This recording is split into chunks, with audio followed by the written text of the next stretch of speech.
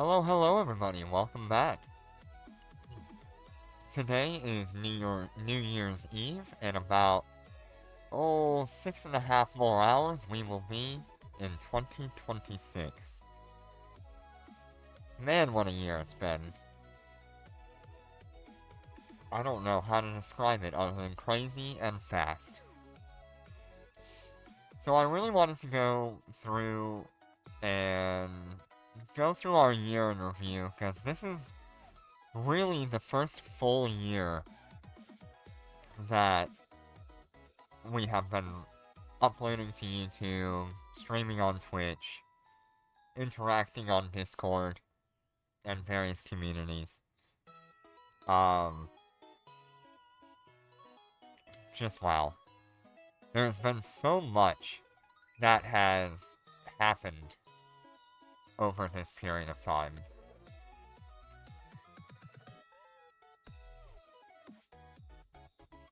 So, hi Riley, how you doing today? Welcome.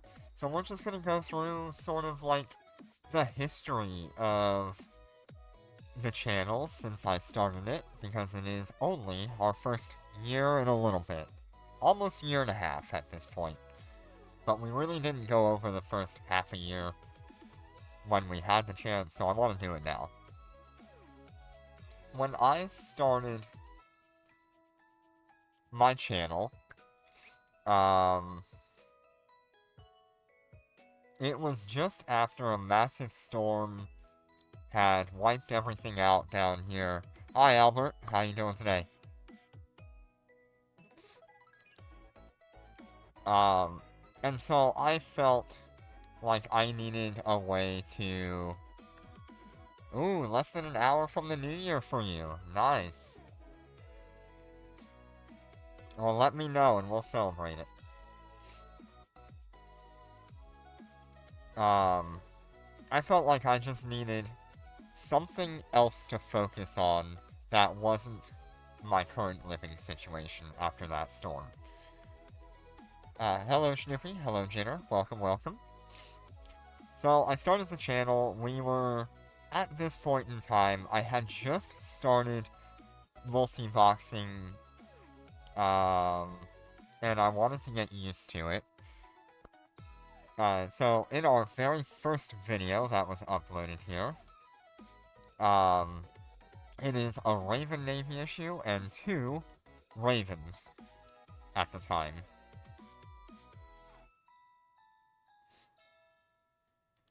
We then went ahead and got some nanocore upgrades. Yes, sir. That is true. Hi, Miles. How you doing today? Yeah, what year is it next year? Is it, like, Year of the Tiger or something? What new year is it? Because I know this year was Year of the Dragon. And boy, it's been crazy like a dragon. I'm doing good. And so, I started off just kind of multi-boxing, having fun, running my missions like I had always done. Didn't really have a lot of viewers or subscribers or anything, but it was good.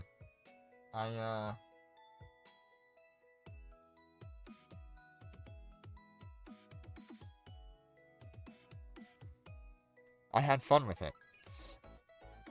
Not too long into it, I ended up picking up 2 cyans on top of one that I already had. So this would be actually not my first 3 cyans I've ever owned. This would have been cyans 3, 4, and 5, I believe.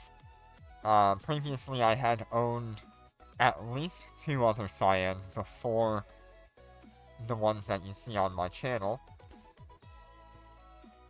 And I had gone and done what I usually do. I buy something, I sell it, I trade it, I make use of it.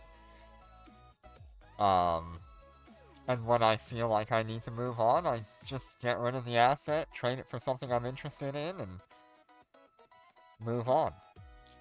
Yes, first 50 streak of the channel. Congratulations, Snoopy. Yeah, Year of the Super. Fantastic.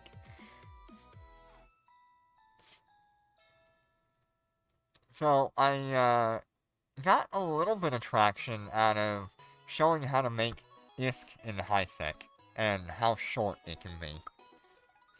You can see here one of the most popular early videos I had is how I made 400 million ISK in 3 hours in Eve Echoes.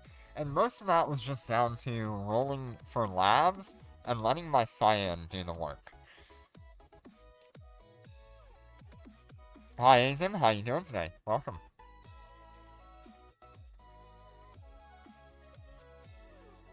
And I think it got a lot of people thinking about where they go from their current situation. I find the beginning of 2025 was sort of a rough start for a lot of people, for a lot of different reasons.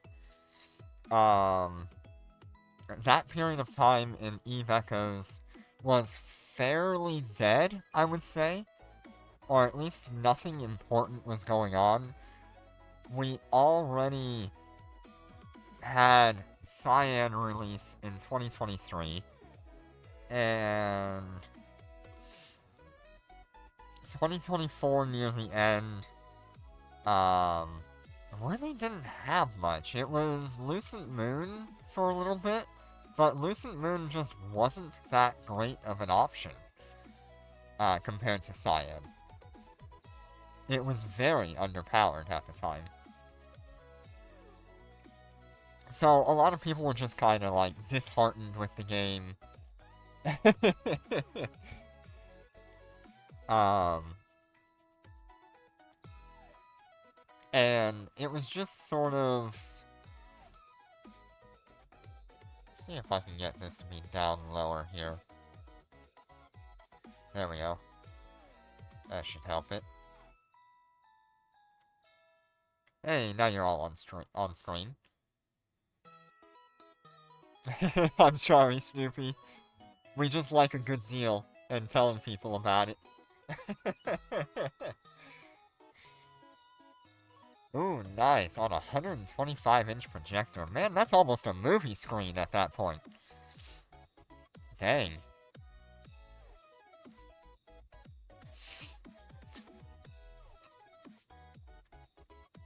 Next time you get me on, like... Yeah, I remember when you followed Miles. That was pretty cool. And thank you for the follow much earlier today. I was at work at the time.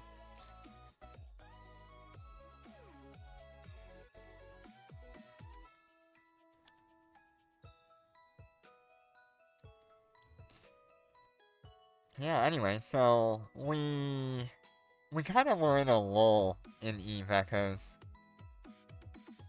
Nullsec had nothing going on. And HiSec was kind of the same as it's always been. They had not done any major events. There was a Wasteseeker event near the beginning of my channel here, where I showed off my 3 Cyans running a Wasteseeker large fleet. And that was a lot of fun. Ooh, you're doing your last lab of the year. Congratulations. Hi, Riley. How you doing today?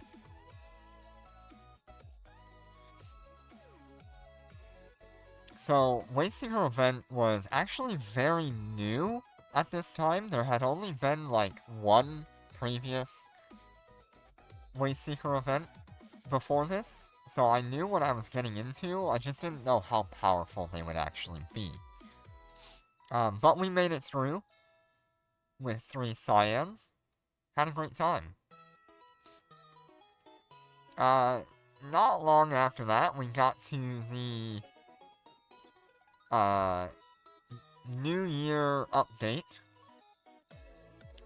where we got the Wang Yu prototype, the Anubis, and all of the other secondary faction battleships.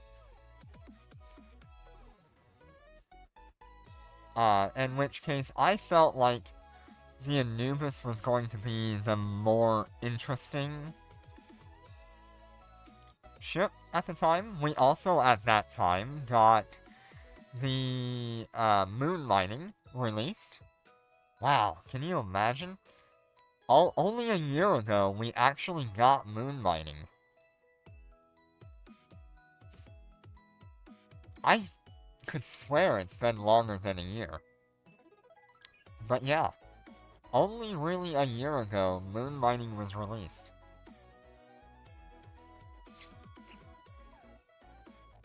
We got the Wang Yu, we got the brand new destroyers, which were the Nightcrow and some of the others, which I don't remember the name of. Great destroyers. After almost a year of them being out, I can say they are fantastic. Same with the new faction battleships that released at the beginning of 2025. They were quite powerful and actually a nice shakeup from what used to be. As you can see, I gave a lot of heat to the Anubis. I felt like it wasn't worth the effort that you would have to put into it to make it work. I really just felt like it wasn't worth it. So I went ahead, got myself 3 Anubis, fitted them with torpedoes, and I was shocked. It was an incredibly good ship compared to what I thought it would be. The rapid fire module on it, actually, no, it did not get the rapid fire module, it got the sniper module. Great fit for that, on the torpedoes. And then we went and tested them with the large missiles and the rapid missiles. We compared the Anubis to the Raven Navy issue, which at the time was the most powerful missile ship that you could fly. And Anubis did really well.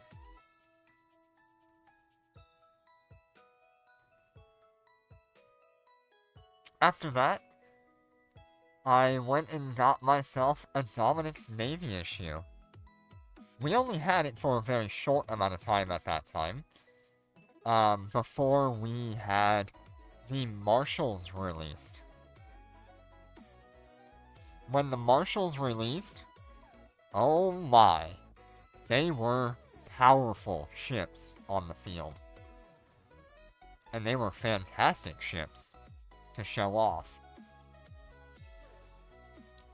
I think this thumbnail of the 3 Marshals in front of the one of the Gina planets is my favorite thumbnail of all time. It's just so beautiful.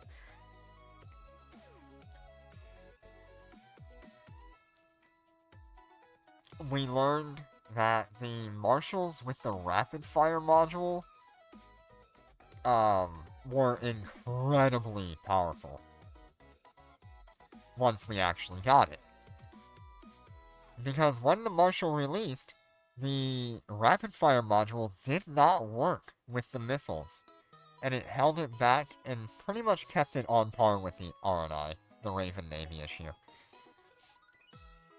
We then kind of set the Marshals aside for a little bit. We got into 3 Dominic's Navies, set up for sniping, of course, as they do. And they are just powerhouses.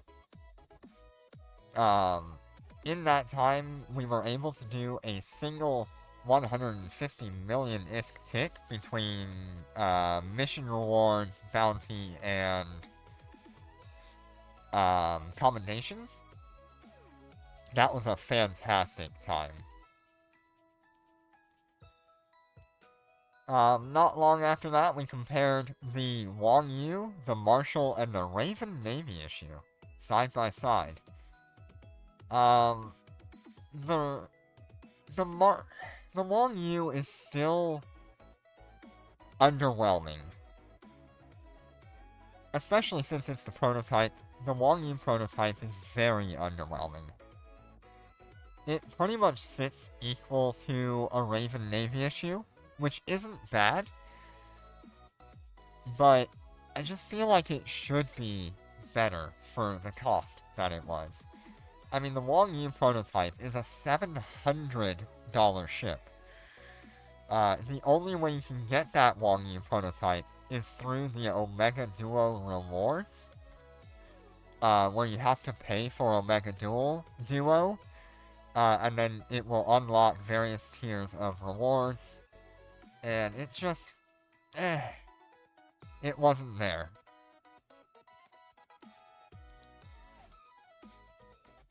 We then went back to the Marshals because the Marshals got a missile buff at that time.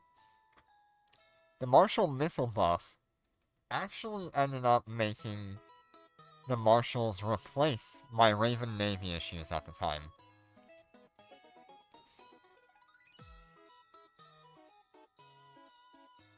And that was important. Raven Navy issue was the most powerful missile ship until the Marshals came around. Short while after that, they gave the Marshals the rapid fire module to be used with missiles, and oh, it was so good. And then we got Starbreak. My god, has it really been a year since we got Starbreak? That's crazy.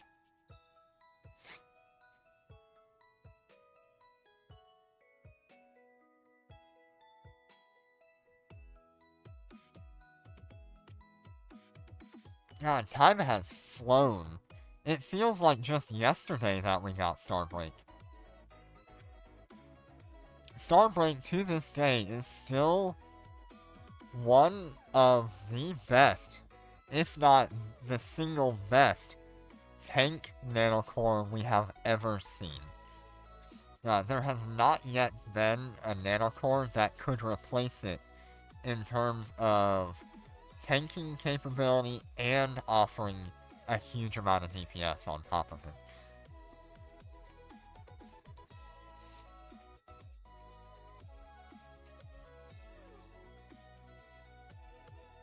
I did also, during this time, show how to set up and multi-box Eve Echoes on a laptop or a computer. The only sort of downside to doing that is you have to have a tablet or a phone to actually create your character. Once you've created the character, you can just log in on the PC.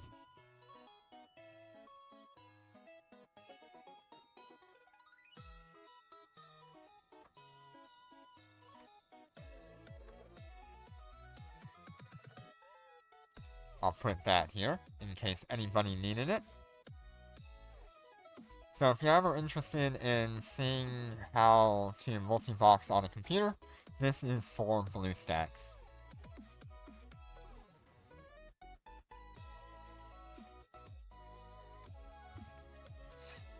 Alright, so we went through, we reviewed Starbreak Nanocore. It's really nice. Starbreak is such a good nanocore. Not long after that, I was looking for something to do. Something that would take up a lot of time, but also, like, offer some insight for new players on how to make the ISK. So I started our Alpha to Omega series. This series is a series where I take 3 characters from day 1 alphas until I hit the end of Tech 7 and activated Omega. I walk you through all of the information I have, what we're doing, how we made the ISK.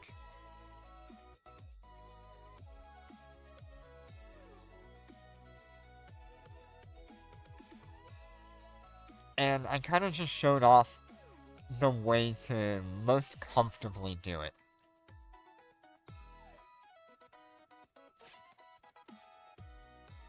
We went from Tristan's to Algos to Vexers, and then to Prophecies. At this time, I just shortly, like uh, a week after I started the Alpha to Omega series, the Rorqual got access to HiSec for the first time. Previously, Rorqual was locked into NullSec.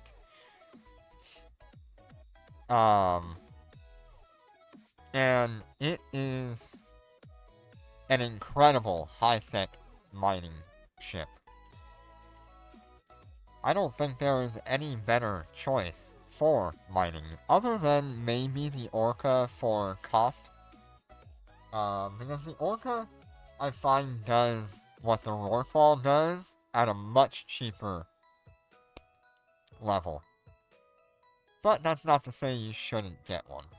Because, not long after the Rorqual got into HiSec, we had another Wasteseeker event. And in this case, I actually took the Rorqual into Medium Wasteseeker event, and did combat with it.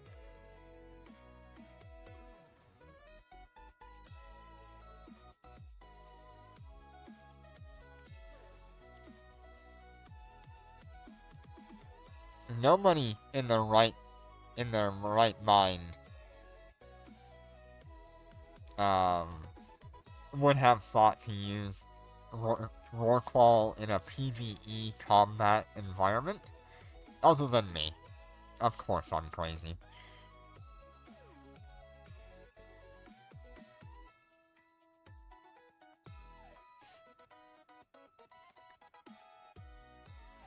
Okay, and then a little bit after that, we actually got gold nanocores on the Marshal. You can see here the Marshal with the gold nanocore with the recruit across the front of it. I'm sad they took the recruit away. You can see here by this time, they had actually taken away the word recruit on the side of the Marshal for the gold core. Makes me sad. And then, out of nowhere, when we all thought we were gonna get, Marauders, they dropped the Bodyguard Dreadnoughts on us. Bodyguard Dreadnoughts were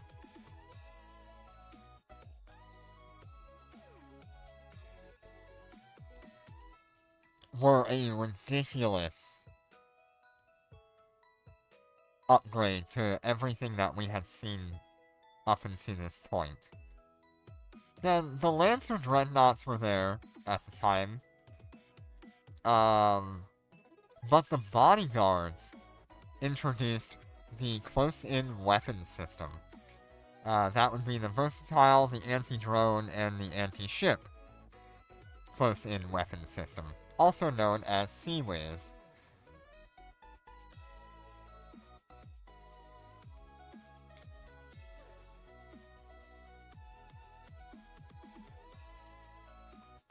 The Bodyguards were incredibly tanky, incredibly devastating, and incredibly expensive.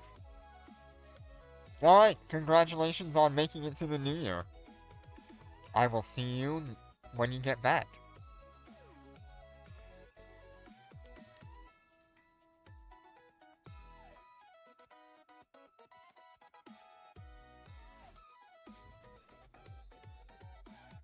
At this time, we also had the Wasteseeker combat test drop.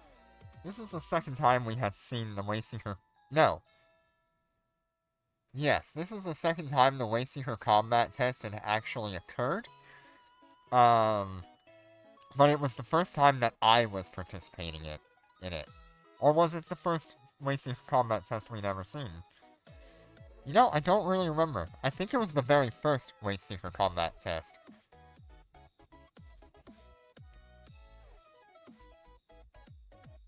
And that was fun. We spent a lot of hours. Right around this time, Azim showed up. He was cheering us on all the way through. He suffered with me for hours on end as we struggled with the Wayseeker combat test in our bodyguard.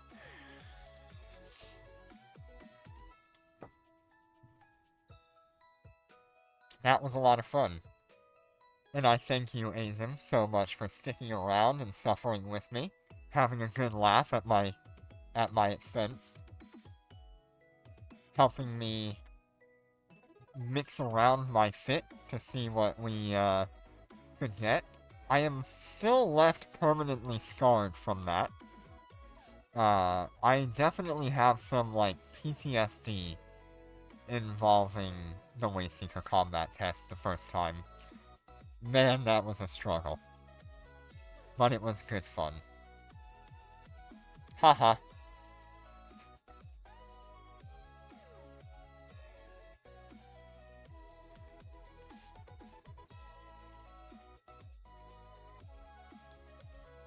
Alright, so after the Wayseeker combat test, we started doing Dormant Realms.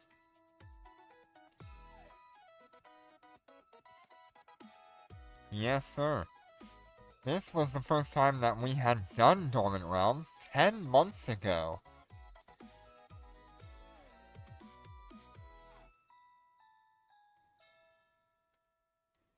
Yep, Azim is the true original follower. Jitter and Snoopy were very shortly behind Azim, not too much longer after him.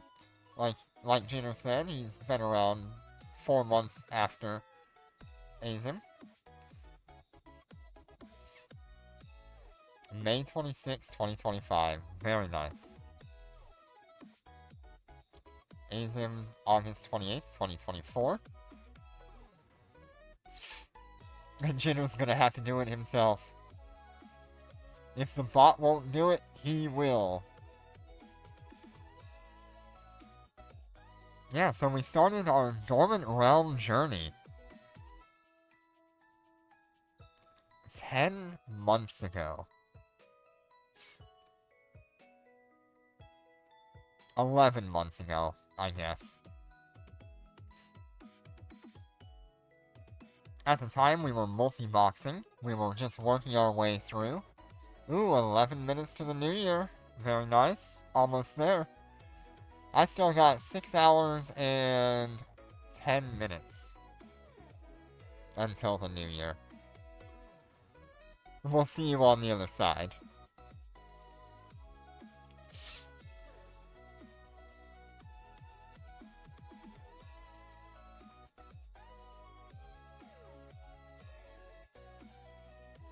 And ever since we got to Dormant Realms 4-9,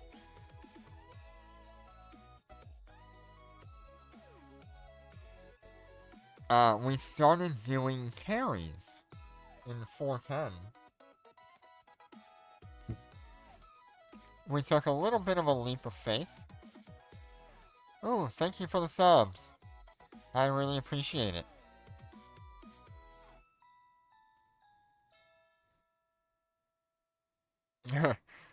Once again, thank you, Jenner.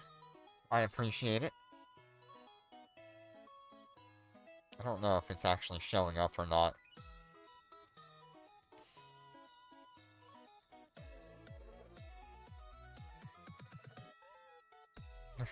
I really appreciate it, Jenner. Yeah, so we started our first Dormant Realm 410 10 months ago. with the Phoenix Bodyguards.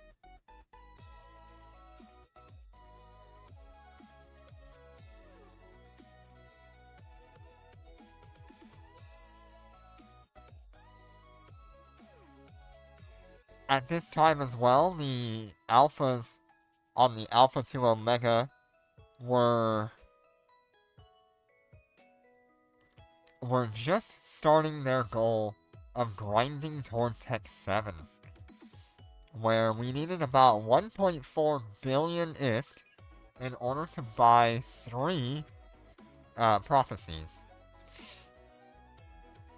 We did get there, surprisingly enough. That was a long grind. And you can see we do Dormant Realm Monday, Dormant Realm Monday, Dormant Realm Monday. Alpha to Omega, they get a bunch of ISK.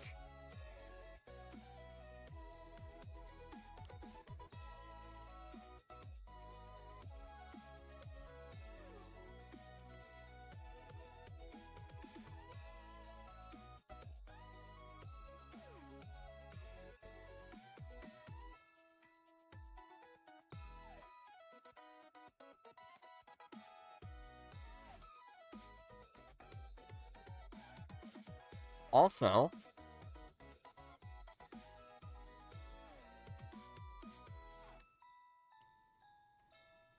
during this time, the Omegas ended up getting the Alphas funded their Omega, so they bought the Plex that they needed on all 3 of them. That was about 1.4 billion on each character. Most of that came from the Concord Pass, because 2 full Concord Passes at the time would give you enough for Omega for when you went into Tech 8. And we actually had that done in Tech 6. So the whole time we were in Tech 7 with the Alphas, we were just grinding for our next big ship, which was the Rattlesnake. And that did take a while.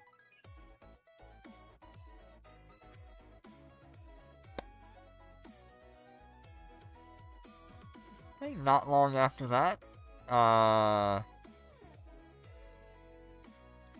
we did some mining in HiSec, and we ran into a problem with the Alphas.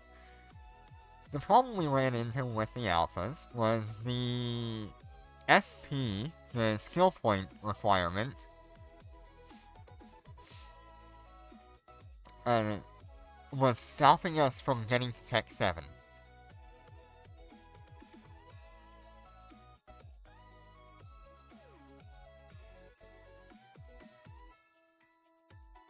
So we found a way around it. We bought some skill points, which wasn't the right way to go about that. Looking back on that, there was a very different way that I could have handled that. And I just did not do it the right way.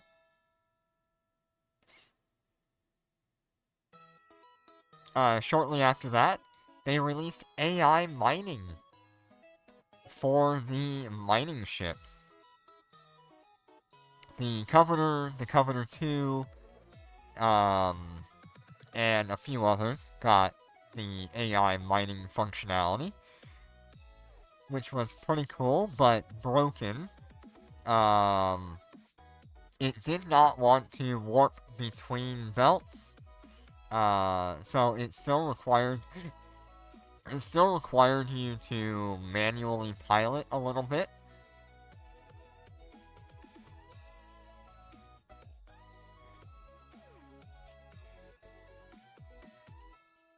But overall, it wasn't too bad.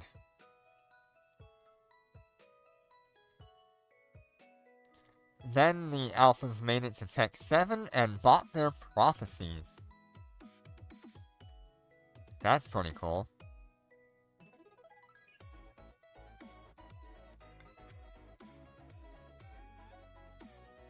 We then got some updates to the AI mining, the collaboration event for some board game. Yes, AI mining.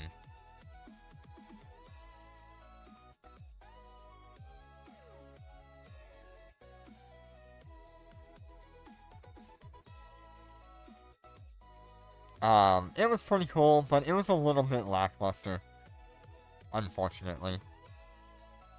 We did a little bit of a split off and had fun with Hylos and Alpha in Mobile Legends Ranked. That was actually a lot of fun, that stream. It's pretty poor quality, but I did enjoy it.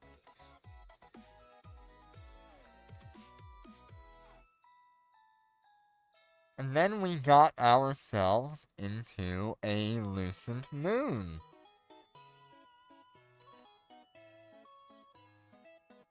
Man.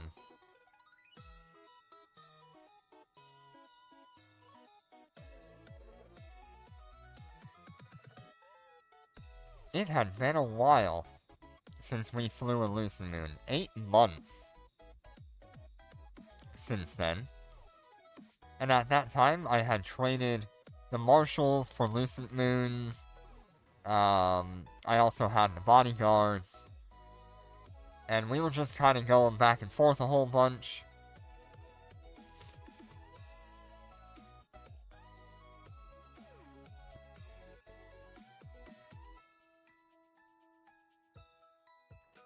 Still working on Alpha to Omega, still working on multi-boxing. Showing off how much ISK a high-sync player can make. Between Dormant Realms and... Oh, thank you for the bits. 5,000. Wow. Thank you, sir. I really appreciate it. Thank you, Jitter.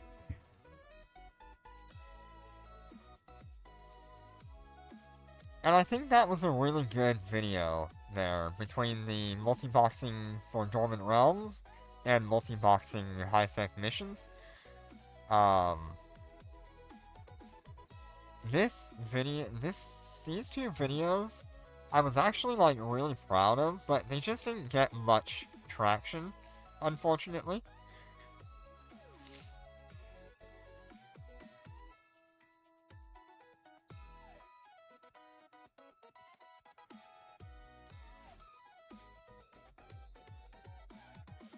Happy New Year to you, Riley.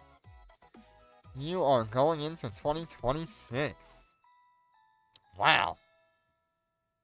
Tell me what Chinese year it is. Because I know it's not Year of the Dragon.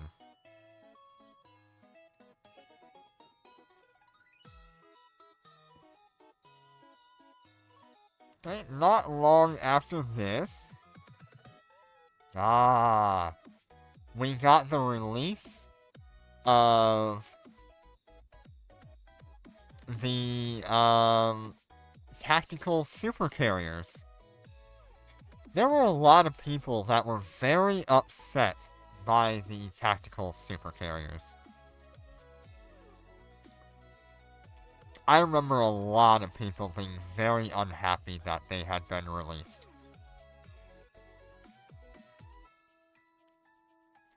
This also made it so Tama, Eistedard, and 2 other low-sec ITCs, Interstellar Trade Stations,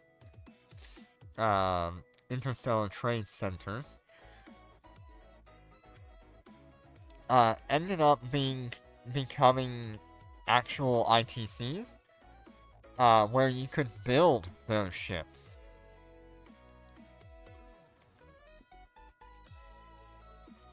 And at this point, I think most people are still just building them in nullsec, but if you're a high-sec player and you wanted one, you could technically drag your materials to one of these low-sec ITCs, and actually build one of these ships for yourself.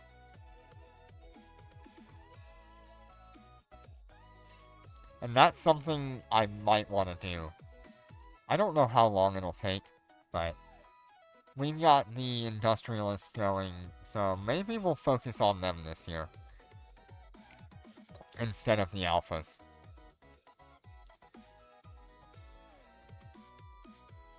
After that, ooh, 6 months ago, we got the Sunchaser engine. Wow. So, Lucent Moon got the ability to jump between systems without having to use a warp gate. This Sunchaser engine would allow it to jump 6 light years in high sec, and it would drop the Lucent Moon at a sun in that system. From there, the Lucent Moon could warp around or do whatever it would normally do, and the cooldown would end for your jump ability, and you could do it again. That was a huge update for Lucent Moon, and really increased its capability to move around. Previously, it was significantly slower than Cyan. But now with the Sunchaser engine, the Lucent Moon can really start jumping around, moving around much quicker, and deploy itself much quicker than almost any other ship in the game.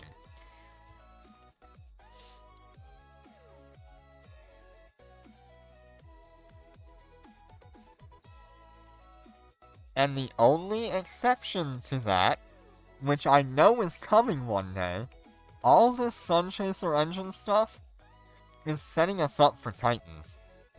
I know it.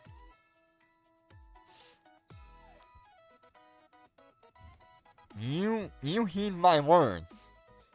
Sunchaser engine is just a start toward making the Titan Star Bridge or Titan Bridge work.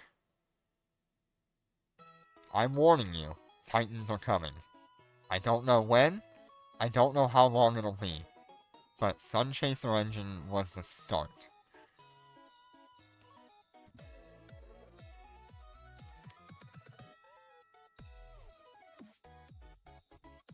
Alright, after that, we had started our way on the Iron Man challenge. It was supposed to be a character that did everything for himself. So he had to build everything, he had to fight everything, he could not rely on market other than for anything that was seeded on the market like an NPC sale.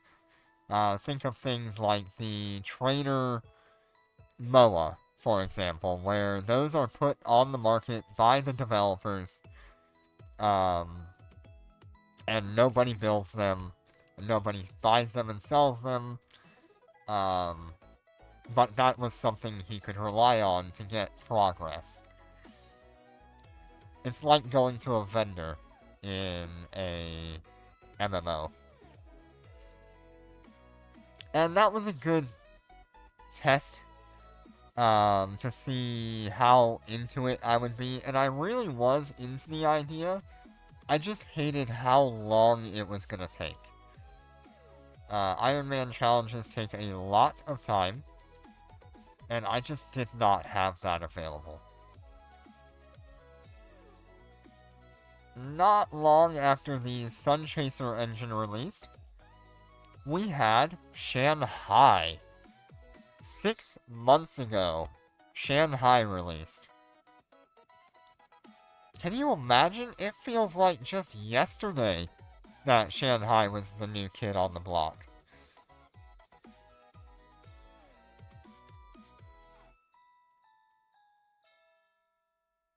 Oh god, Jinner.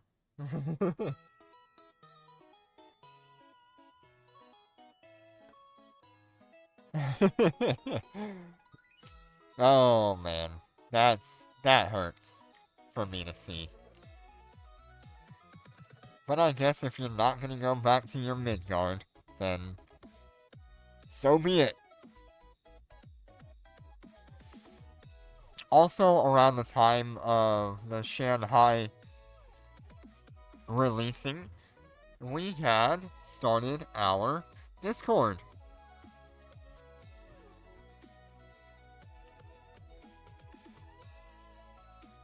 That was very important.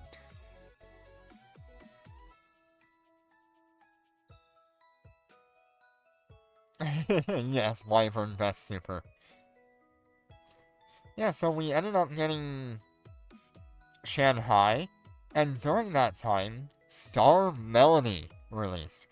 This nanocore, Star Melody, is singularly the best PvE nanocore in the game. It only just beat out the previous best PvE nanocore, which was Thermomagnetic Stormcore. Thermomagnetic Stormcore is still the best free PvE nanocore that you can get. The Star Melody is a paid nanocore that is better at PvP, or PvE, sorry. What Star Melody does is it creates a giant bubble around you that kills everything in your path.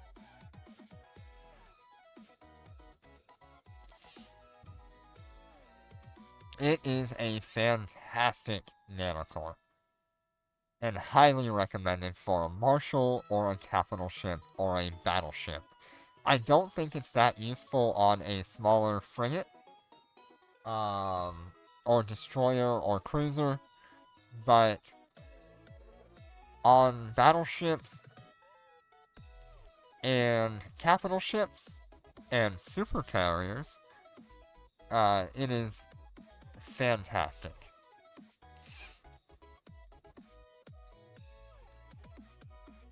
We then went and tested the passive tank Shanghai against the NPC Cyan that shows up in laboratory missions. We got ourselves an integrated salvager and showed off how important an integrated salvager is to your income.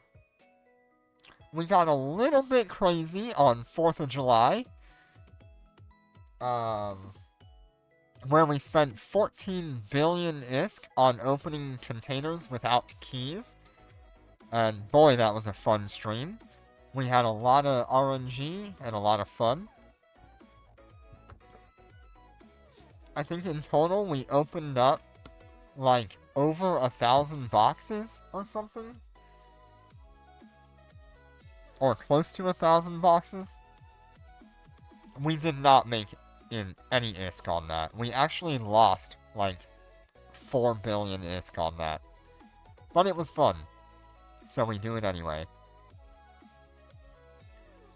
We flew our Shanghai on 4th of July.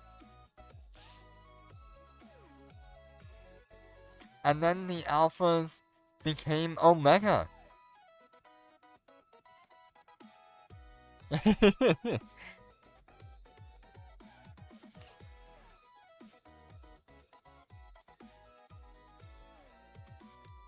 Yep, you have a gacha addiction, Jinner.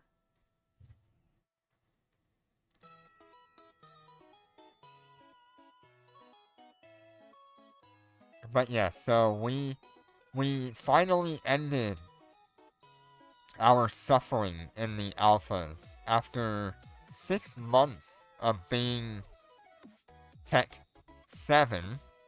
We finally got to Tech 8, where we started flying rattlesnakes in Dormant Realm. And boy, that has changed our lives.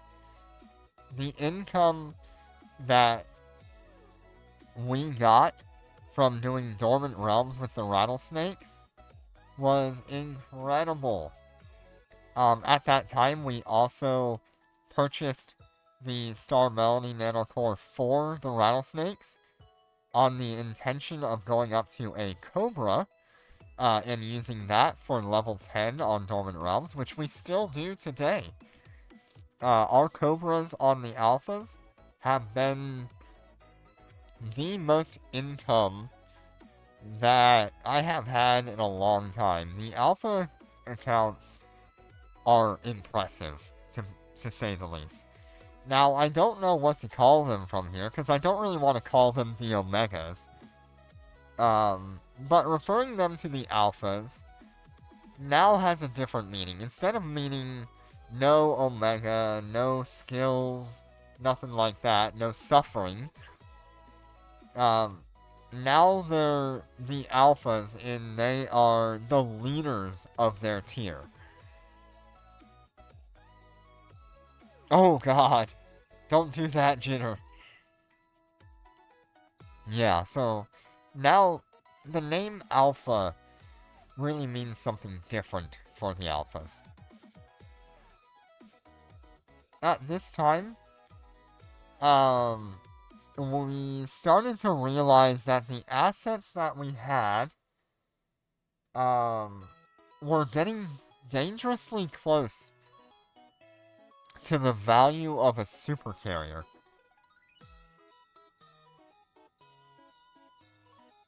So we started. We spent 2 or 3 weeks with a trade for just a trade on the market for our very first super carrier. Any super carrier I could really get my hand on for what I had.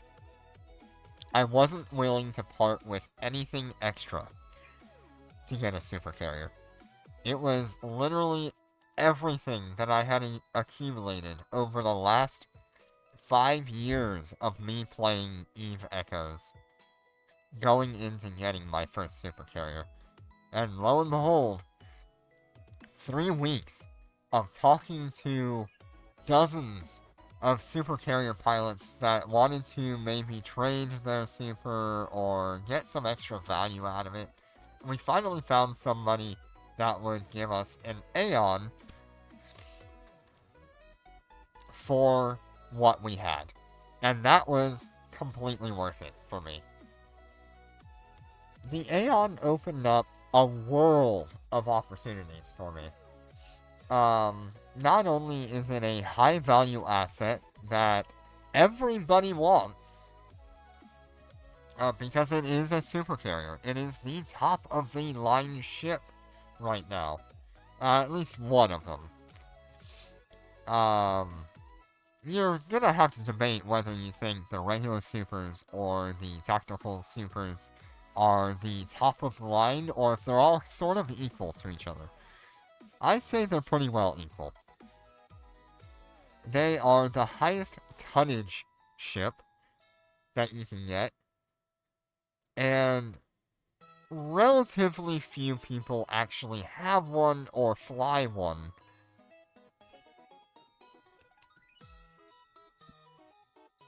And of those people,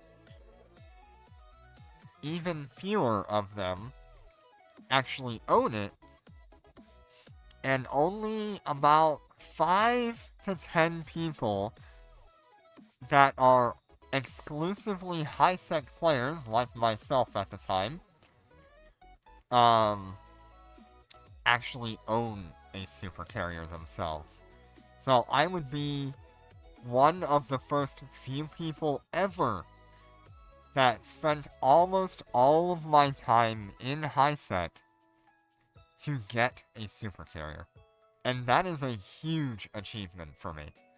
I never thought I would see the day where I would get to actually fly a super carrier. And all of that comes down to you guys enjoying my content, enjoying what I'm doing, and just having fun with me. So I really can't thank you enough. me getting a super carrier is literally a direct result of you guys supporting me.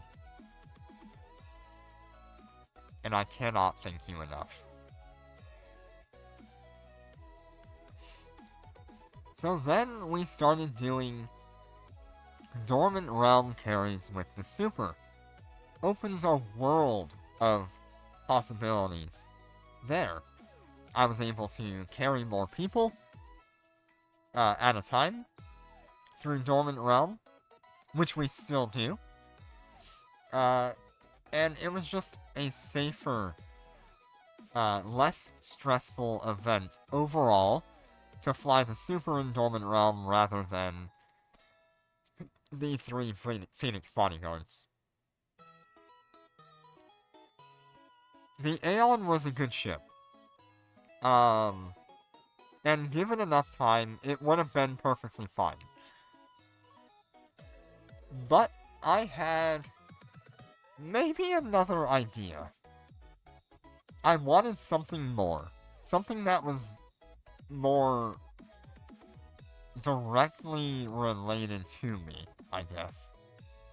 Something that felt more like the ship that I belonged in. So we sat on the Aeon for a while, fitted it, moved it around, got used to what it was like to fly a super, and continued on our way. Right around here, we also started doing wave graphs for the first time. I set up a Astero for high-sec scanning and wave graph running. Had a lot of fun with that. Now I do it every few months. I'll do a bunch of wave graphs all at once. Then we had the anniversary update for EVE Echoes, where they released faction missions on top of the standard normal missions that we would do. And during that time, they released the cheapest set of implants you could have ever got. I believe it was like $12 or $15, and you would have had a purple implant and a gold implant at the time. Or was it a purple and a blue? One way or the other, it was the cheapest implant set you could have ever gotten. And it was worth it. Every bit of it was worth it.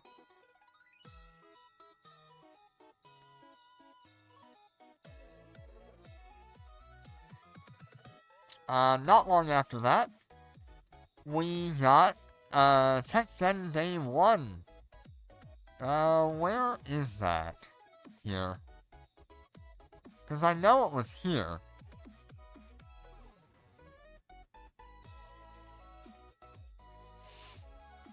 There it is. So, I covered Tech 10 Day 1 in this video. That covered all of the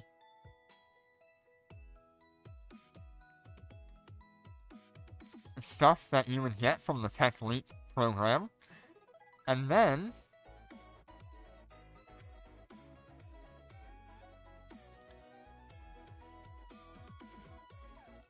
we went and covered what you should do from there and how you should proceed. How to set up your account for success with what you could get.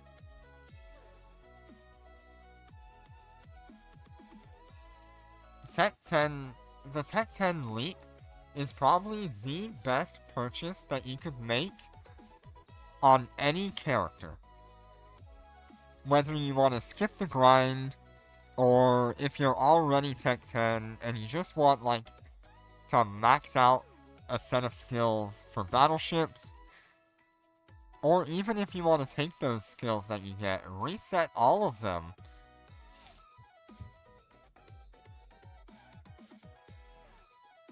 No, the Shanghai does not get a special slot for the Doomsday. It will take up one of your regular high slots. So you have to lose a weapon for it.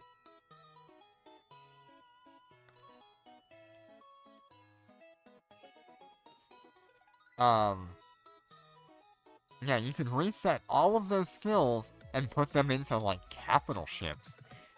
Which is kind of crazy. For one character to be able to do on day one. And so that's what we did. We took our character named T10 Day 1, lovingly named for me showcasing the Tech Leap program. We put T10 Day 1 in a Naglfar for our very first Dread.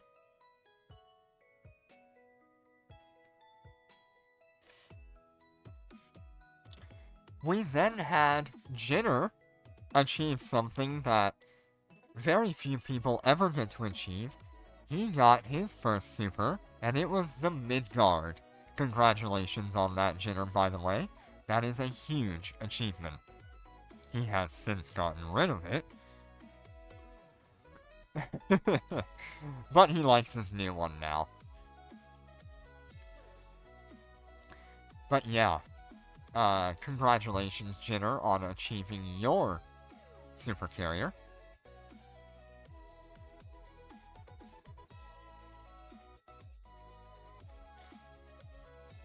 We then started covering Nullsec with each of the capital ships. So we had Naglfar, then we got the Phoenix, then we got the Moros. Oh no, not the Moros, the Revelation. And then we had to buy a few carriers. So we bought the Nidhogger, Chimera, Archon, and Thanatos on those characters. And right about the time I got the Chimera, I was ready to move on from the Aeon. I liked the Aeon, but the Wyvern was calling to me. And so we sought a Wyvern. We looked around for about a week. We had some really, really good offers come through. Some of which I really wish we could have done. Even though it would have been just as expensive anyway.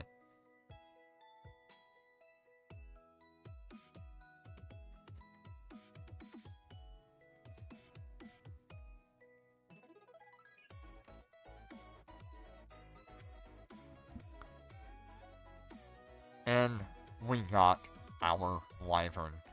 We have since kept the Wyvern. I don't think I will ever get rid of the Wyvern unless a Leviathan or a Avatar drops in my lap. I really, really want a Titan. I have always been someone who chased after bigger, better, more power. In terms of what I fly in Eve Echoes, when I started playing Eve Echoes, I told myself I would fly the biggest thing I can get my hands on. And I have done that. I am now flying a Wyvern, of all things. Once again, completely thank you to you guys. Your support and your help, your information is completely amazing. And I don't know where I would be without you. To be fair, if I had not started the channel, if you guys had not showed your support for me, and enjoyed what I was doing, I would probably still be flying Raven Navy issues. And doing the same thing that I've been doing for God knows how long.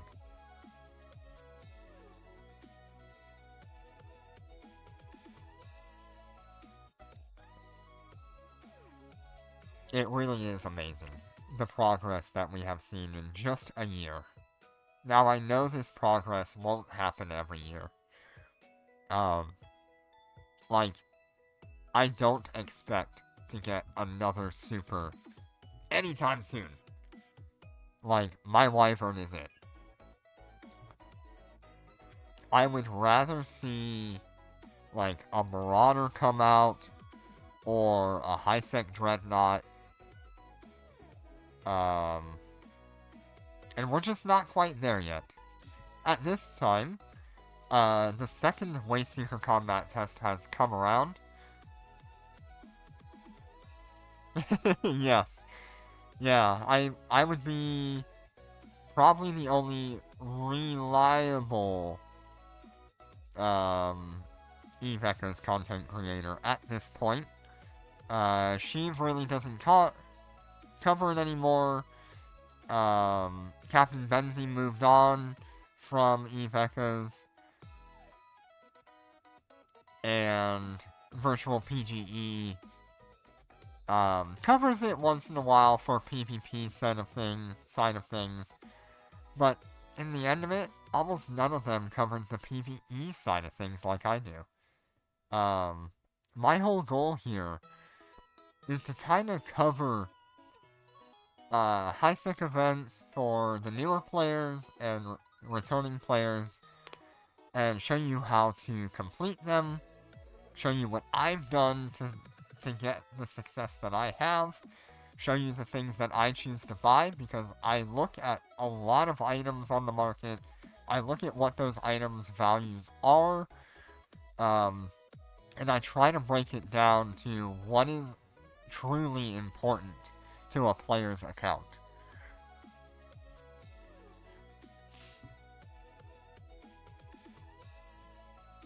We had the Wayseeker combat test come back the second time.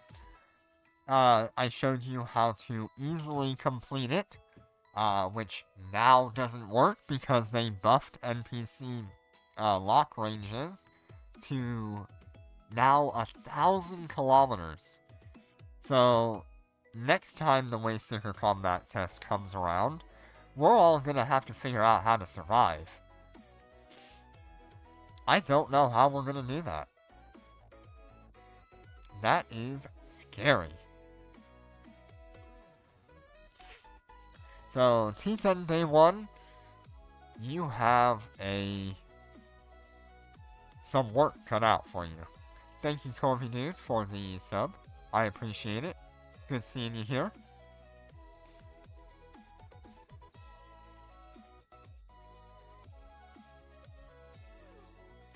I can't say I know exactly when Snoopy came about, but it would be sometime around the Wavegraph area. Snoopy is very passionate about wavegraphs and a few other things like the Cobra, the Rattlesnake, even like the Moros and the Hubris. Especially the Hubris. So, I'm pretty sure Snoopy joined sometime around the time when I got my Aeon, and when I started doing wavegraphs.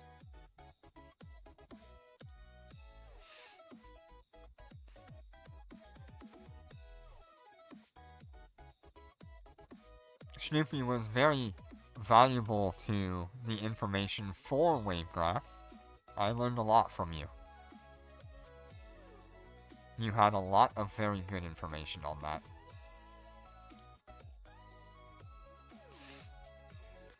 After that, we kind of covered my experience with loss in Eve Echoes.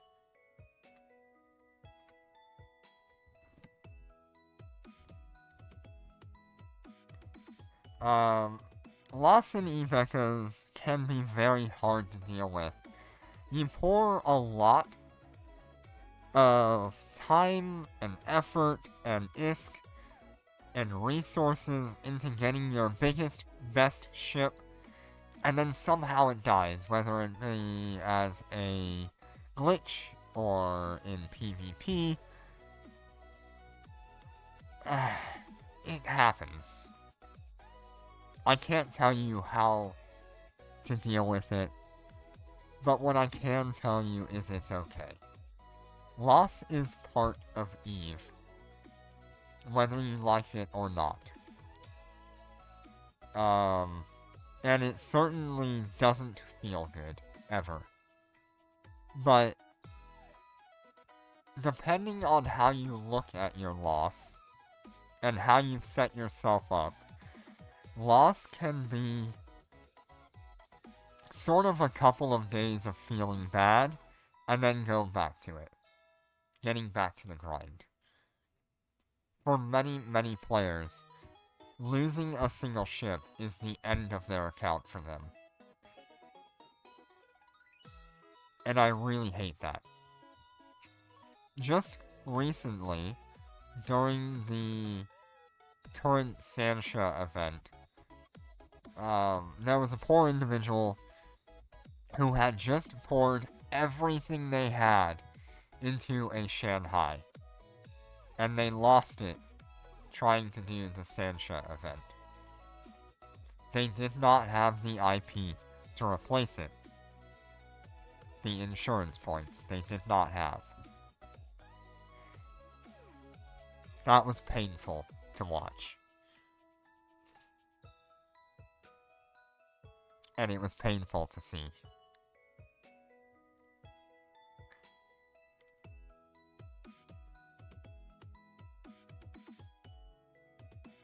I really do hope that individual is doing much better now, and that they have got their Shanghai back. So my condolences to that individual and all those who have poured everything into their biggest, best ship and lose it.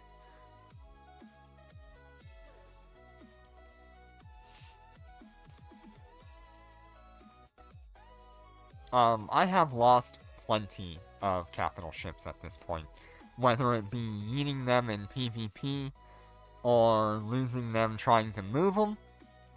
Yeah, I have my fair share of losses. I wonder if I have that image. Yeah, I do. This is my total value in losses. Over the lifetime of my 4 main accounts.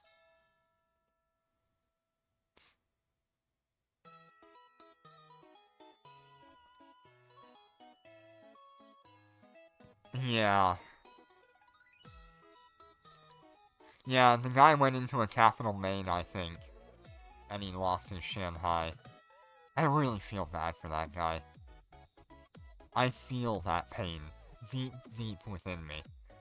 So, like, when you look at my losses and my PvP prowess, I guess, you can see I don't really do a whole lot. I kinda just sit there, I tank, and I die. And that's fine by me.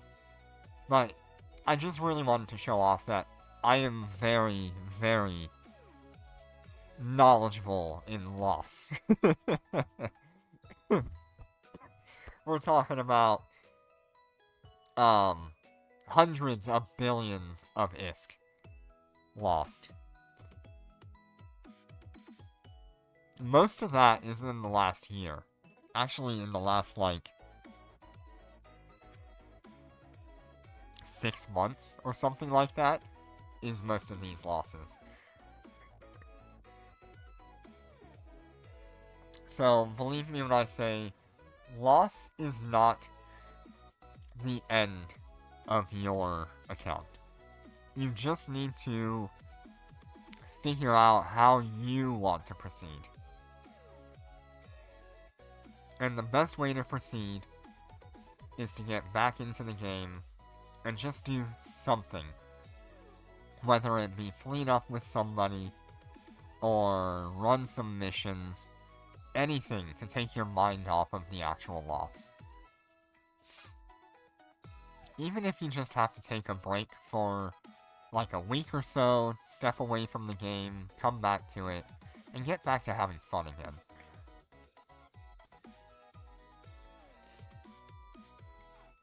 Alright. After that,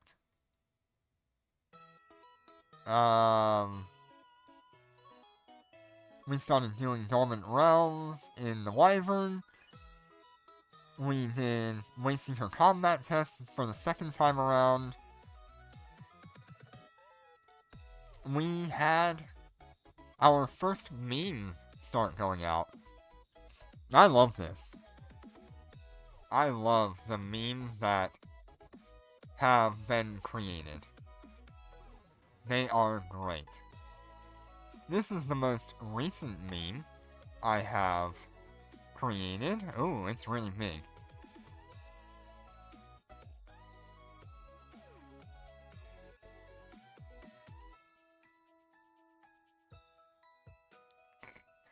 Why is that so big? There we go. Now you can see it. That would be Jinner on the front of that car. I'm pretty sure. Not actually, but that's how I imagine Jinner trying to do anything in the Interstellar Bazaar. I absolutely appreciate anybody who makes memes. They're funny. They're a good time. Here's another one.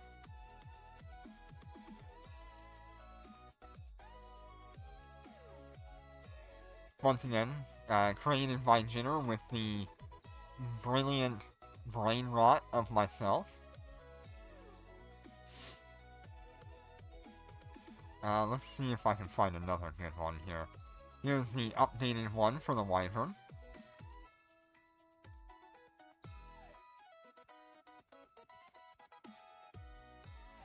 And here's another one for Dormant Realm. I love them. I absolutely love memes. They just are good fun.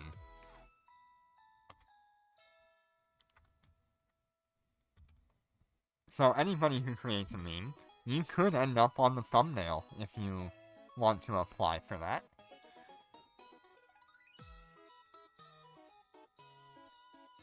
After that, we kind of covered EVE Online for a bit because things were getting pretty slow in EVE Echoes. There was no events, nothing going on.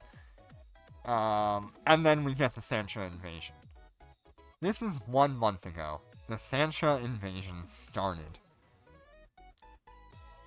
And boy, this has been easily the best event that we have ever seen.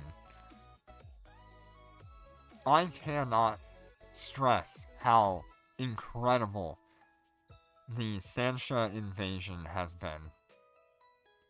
In terms of the amount of work that goes into it, the people getting together in fleets, in HiSec, of all things, that just doesn't happen before Sancha invasions happened.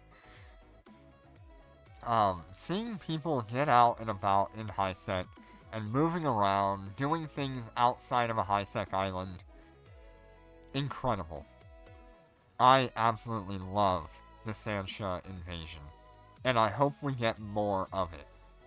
Whether it be like different factions every month, say one month we'll have Sancha, then we'll have Blood Raider, then we could have like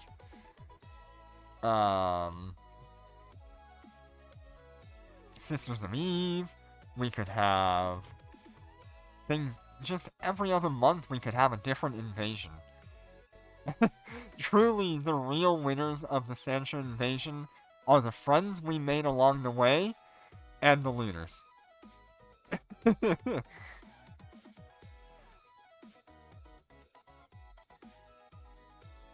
I think the Sancha invasion, while incredible losses have happened because of it, and my heart goes out to all of you that have lost a ship to the Sancha invasion. You guys died for a noble cause. I love you all. TMFG, in particular, outshine a lot of people, where we did the Sancha Showdown for the first time. And let me see if I can share that.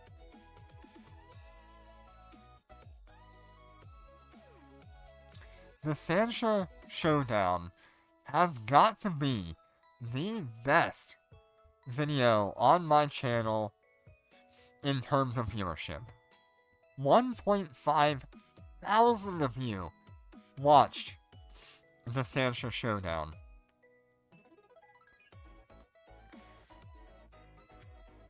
For the first time. Where TMFG set up and invited everybody through the server on that first day. Was it the first day or was it the second day? Either way, we invited people from across the help server, the local, everybody, to come and join in on the very first Sancha Showdown to go on YouTube. I don't know if it was the very first showdown ever completed, but it was damn close if it was. And we got swarmed. 3 waves of 100+ enemies just absolutely body slamming us. And it was glorious. There were people all over the place trying to tank this thing, with Jinner at the center of it all, with his Force Auxiliary Lucent Moon keeping us alive. It was easily the best. That is probably the highlight of the last year. Getting a super was super incredible. Yeah, which meme is it? I gotta find your meme.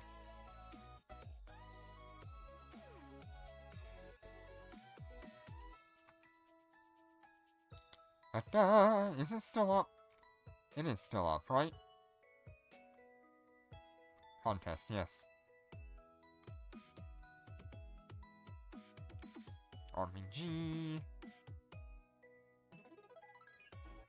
Oh, I love this one.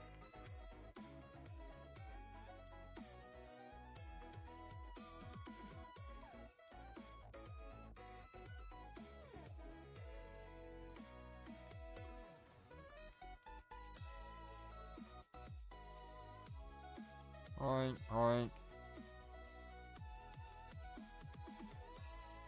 Oh, yeah.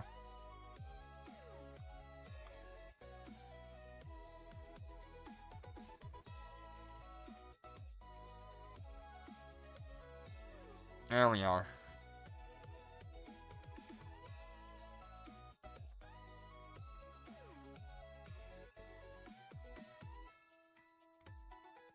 Alright, I'm gonna have a few more memes in just a moment here to show you about this event. Alright, so we have this one. Oh my. That one is quite large.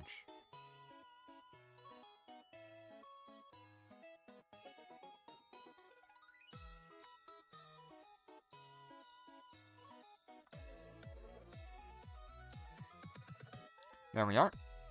This is the meme that Tapazoid made about tanking the Sancha Showdown solo with a Lucent Moon. Absolutely incredible. you can even see here that Jinner just is a monster when it comes to PvE. Absolutely incredible. Very dedicated to his craft and his Lucent Moon.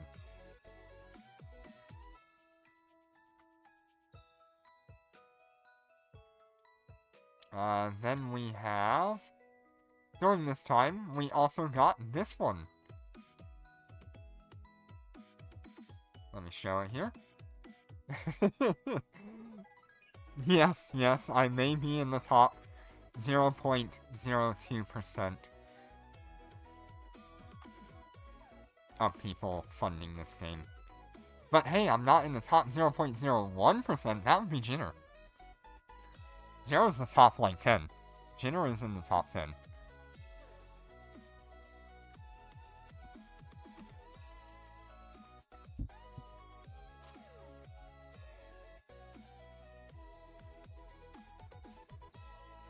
And I think there was one more.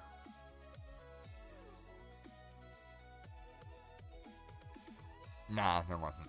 Okay.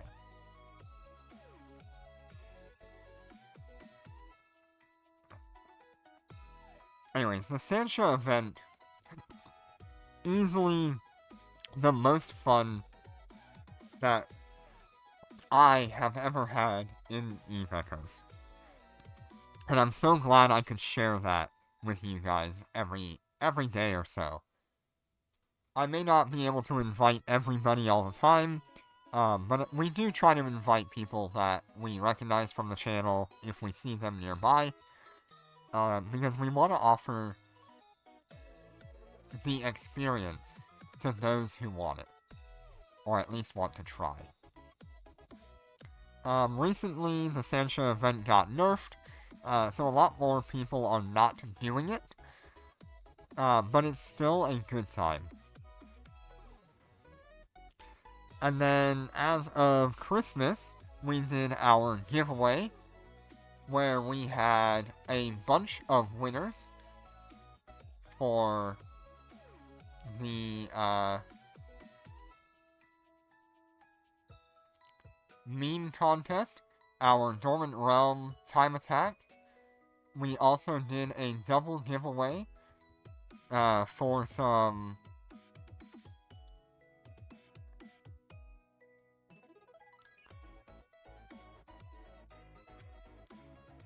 for some ships on Christmas, as a thank you to all of you, and a gift from me.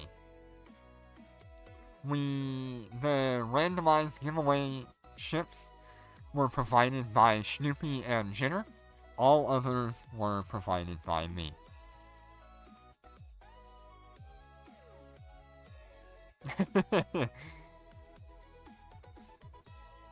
So once again, thank you all for participating in the Christmas giveaway. I do plan to do that at least once every year, preferably on Christmas Eve, because that is just the best time to provide thanks and presents and things like that. And hopefully next year, we'll have some awesome times as well. There's a whole year ahead of us, and nobody knows what it's going to hold in store for us. But I feel like ever since the Sancha invasion, I feel like NetEase is really starting to get a hold of what players want in Eve Echoes. And they're really showing much more care in what they do, and much more effort in what they put into it. I do hope we see a Ask Me Anything from the developers next month at some point. It would be really nice if they did that again. We also did a review of the Interstellar Bazaar, which is currently going on. We won't see another one of these for 4 months after the 7th. So the next time we get an Interstellar Bazaar will be in April? Yes. Expect in April we should see another Interstellar Bazaar.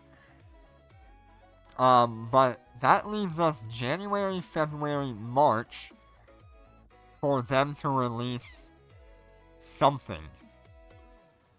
I don't know what. Last year during this time, I say last year, but 2025 during February, March, we got the Bodyguard Dreadnoughts.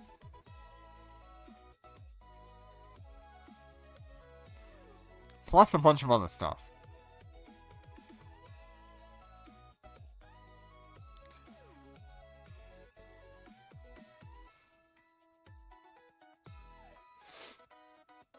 So, if they stay true to their development cycle that they have put forward as of the last couple years, we should see probably a new ship sometime January, February, or March.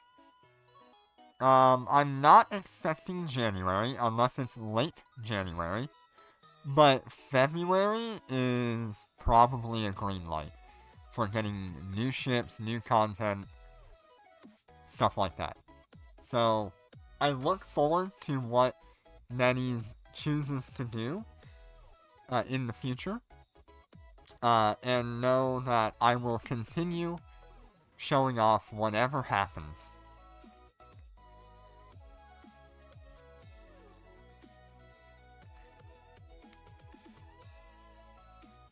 I cannot wait. Oh god.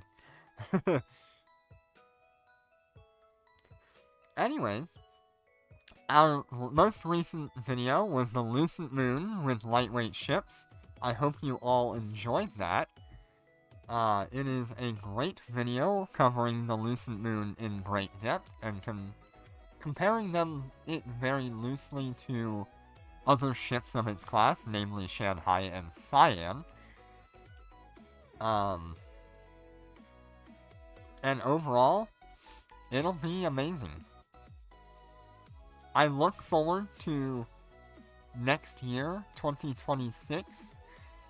And I look forward to the fun, the experiences, the support, and helping you guys achieve your goals as well. Maybe giving you an idea of where you want to go, how you want to do it, what you want to fly. Remember, we do have a Discord, and there are a lot of us there now. There are, 90... How many people? 95 people have joined Discord. And all of us are very keen on learning, on sharing, and enjoying Eve Echoes.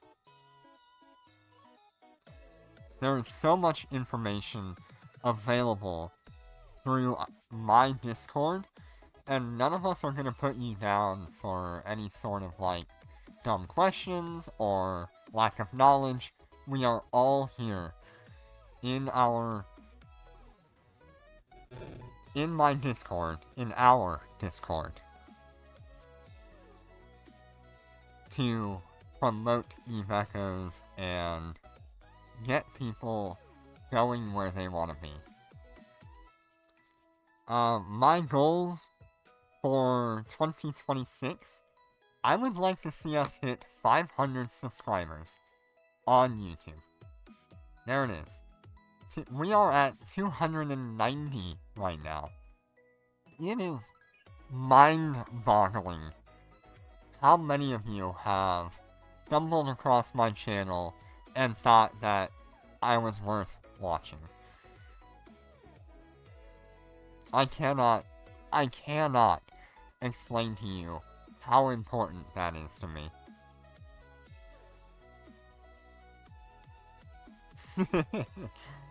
And Snoopy, I am all for doing a giveaway if you want to do that. Cool. Having a goal of a Lucent Moon in 2026, that would be awesome.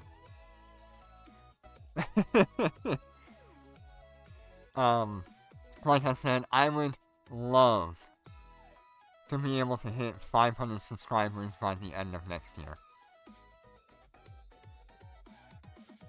That is a reasonable goal, and certainly doable.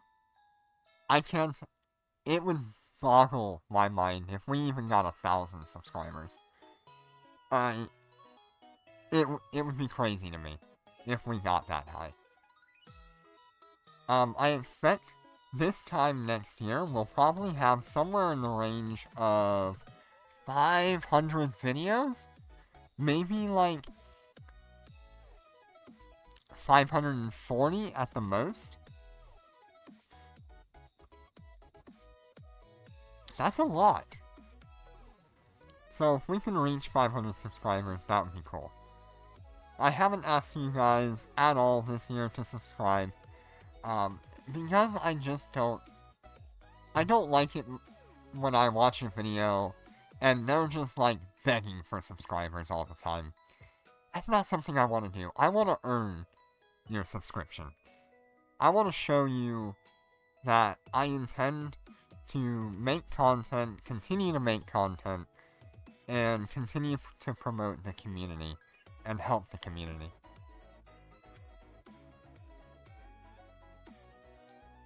So, if I can earn your subscription at the end of the day, that is the best way for me to feel good about what I've done. But I will beg you to join the Discord. If you join our Discord, please join our Discord. The more people we have, the better off that Discord is. It gets so much fun. So, thank you all so much for joining me, and I will see you all next year for 2026. Take care and be safe.